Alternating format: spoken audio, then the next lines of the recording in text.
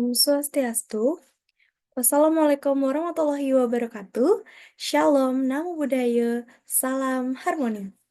Baik, terima kasih atas kesempatannya. Perkenalkan, nama saya Putu Desi Ansari dengan NIM 2417041170. Di kesempatan kali ini saya akan menjelaskan persaingan tidak sehat antara perusahaan Grab dengan Gojek. Baik, penjelasan akan saya mulai dengan berbagi layar terkait PPT yang saya buat.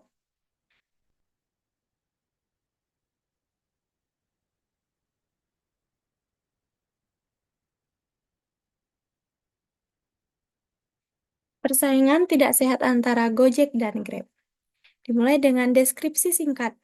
Kasus ini berfokus pada rencana merger antara dua perusahaan teknologi besar di Indonesia, Grab dan juga Gojek, yang berpotensi di sektor transportasi, berani dan layanan non-demand. Keduanya merupakan pimpinan pasar dalam industri ini, dan persaingan di antara mereka menjadi sangat ketat. Rencana merger ini muncul sebagai respon terhadap tantangan bisnis yang dihadapi kedua perusahaan, terutama selama pandemi COVID-19 yang menyebabkan kerugian signifikan bagi keduanya. Selanjutnya, penjelasan akan saya lanjutkan dengan pihak-pihak apa saja yang terlibat dalam persaingan ini. Nah, yang pertama itu ada Grab. Perusahaan asal Singapura menyediakan layanan transportasi, pengantar makanan, dan berbagi layanan keuangan. Yang kedua yaitu ada Gojek, perusahaan Indonesia yang menawarkan layanan serupa dengan fokus pada transportasi dan pengantaran. Dan yang terakhir yaitu KPPU, di mana yang kita sering sebut dengan Komisi Pengawas Persaingan Usaha, lembaga pemerintah yang bertugas mengawasi praktik dan persaingan usaha di Indonesia. Selanjutnya yaitu kita akan melanjutkan materi dengan analisis kasus, di mana pada analisis kasus ini ada isu hukum. Isu hukum utama dalam kasus ini berkaitan larangan monopoli, praktik persaingan usaha tidak sehat, berupa isu spesifik meliputi potensi monopoli. Jika merger terjadi, dapat mengakibatkan pengusaha pasar yang signifikan oleh satu entitas, sehingga mengurangi persaingan di sektor transportasi yang berani. Dan yang kedua yaitu ada konsentrasi pasar, di mana penggabungan ini dapat menciptakan konsentrasi pasar yang tinggi, di mana kedua pemain utama menguasai sebagian besar pasar. Dan yang selanjutnya yaitu ada diskriminasi harga. Tindakan salah satu perusahaan untuk menurunkan harga secara drastis untuk menarik pelanggan dapat merugikan persaingan. Baik, materi akan saya lanjutkan dengan ketentuan hukum yang berlaku. Nah, pada ketentuan hukum ini, yang relevan dalam kasus ini adalah Undang-Undang Nomor 5 Tahun 1999 tentang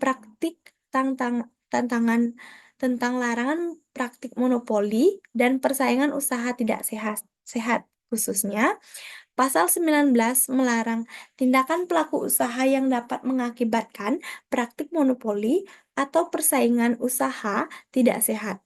Dan yang kedua yaitu ada pasal 29 di mana mengatur kewajiban untuk melakukan pemberitahuan kepada KPPU terkait merger atau akuisisi yang memenuhi kriteria tertentu dalam waktu 30 hari setelah transaksi. Materi akan dilanjutkan dengan keputusan KPPU. Bagaimana sih keputusan KPPU terkait persaingan perusahaan antara Grab dan GoFood? KPPU menyatakan bahwa mereka belum dapat mengambil tindakan terkait merger Grab dan Gojek karena belum menerima notifikasi resmi mengenai rencana tersebut. Komisioner KPPU Guntur Saragih menetapkan bahwa meskipun ada potensi monopoli, penilaian hanya dapat dilakukan setelah notifikasi diterima. KPPU berhak menolak merger jika dianggap melarang ketentuan hukum. Nah, apa saja sih itu? Ada penilaian pasar. KPPU akan menganalisis dampak marger terhadap konsentrasi pasar dan kemungkinan melakukan praktik anti persaingan setelah menerima notifikasi resmi. Selanjutnya, materi akan saya lanjutkan dengan implikasi hukum dan dampak bisnis. Nah, pada implikasi hukum dan dampak bisnis ini, keputusan KPPU akan mempunyai dampak signifikan terhadap industri transportasi berani. Adapun dampaknya yang pertama itu ada dampak hukum. Jika marger disetujui tanpa syarat, dapat menciptakan entitas dominan yang berpotensi merugikan pesaing dan konsumen. Yang kedua yaitu ada dampak pada industri. Penggabungan ini dapat mengubah dinamika pasar dengan mengurangi jumlah pemain utama sehingga meningkatkan resiko monopoli. Dan yang terakhir yaitu ada dampak pada konsumen. Potensi pengurangan pilihan layanan bagi konsumen serta kemungkinan peningkatan harga jika persaingan berkurang. Ini adapun materi selanjutnya yang akan saya jelaskan yaitu tentang rekomendasi. Bagaimana rekomendasi perusahaan Grab dan juga GoFood. Berdasarkan analisis di atas, berikut adalah beberapa rekomendasi menghindari praktik monopoli atau persaingan usaha tidak sehat di masa depan. Yang pertama yaitu ada peningkatan transparansi proses marger. Perusahaan harus transparan dalam rencana marger. Mereka melakukan komunikasi terbuka regulator. Yang kedua yaitu kepatuhan terhadap regulasi. Memastikan semua tindakan bisnis mematuhi ketentuan hukum yang berlaku untuk menjaga persaingan tetap sehat. Yang ketiga yaitu ada inovasi berkelanjutan, di mana fokus pada inovasi produk dan layanan untuk meningkatkan daya saing tanpa merugikan pesaing. Dan yang terakhir yaitu ada perubahan sistem notifikasi.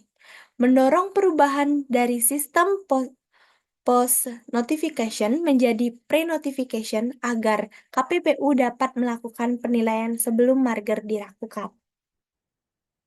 Baik, itu eh, adalah penjelasan materi terkait dengan persaingan tidak sehat antara Grab dan juga Gojek. Dapat saya simpulkan bahwa kasus persaingan antara Grab dan Gojek mencerminkan tantangan yang dihadapi oleh dua raksasa teknologi di Indonesia dalam sektor transportasi daring dan layanan on-demand. Rencana merger antara keduanya menimbulkan isu hukum terkait potensi monopoli dan dominasi pasar yang dapat mengurangi persaingan dan pilihan bagi konsumen. KPPU harus menunggu notifikasi resmi mengenai merger ini untuk melakukan penilaian lebih lanjut. Keputusan KPPU akan berdampak signifikan pada industri, baik dari segi hukum maupun operasional, dan dapat mengubah dinamika pasar. Oleh karena itu, penting bagi perusahaan untuk menjaga transparansi dan mematuhi peraturan yang ada guna memastikan persaingan yang sehat di masa depan.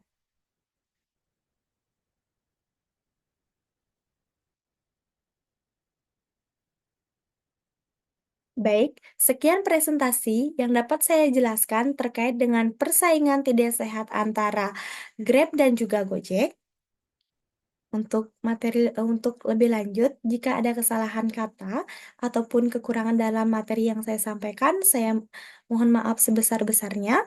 Saya tutup dengan para mesanti. Om Santi Santi Santi Om. Wassalamualaikum warahmatullahi wabarakatuh. Shalom, Namo Buddhaya, Salam Harmoni.